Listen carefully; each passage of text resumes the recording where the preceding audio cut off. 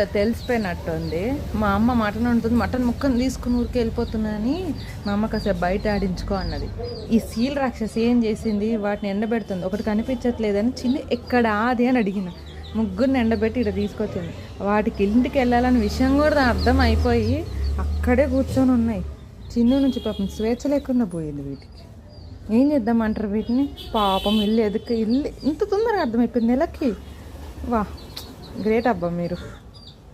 ఇప్పుడు ఇంటికి తీయంగానే డైరెక్ట్ ఉరుకుతాయి మా అమ్మ కాడికి. అందుకోసం వెయిట్ చేస్తున్నాయి. ఇక్కడ డోర్ అని తెలిసిపోయింది కదా, దానికి ప్రపంచంతో పని లేదు, సంబంధం లేదు.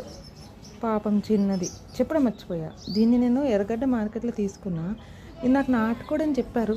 మీకేమైనా ఐడియా ఉంటే ఇది ఏం బ్రీడ్ నాకు కొంచెం చెప్తారా?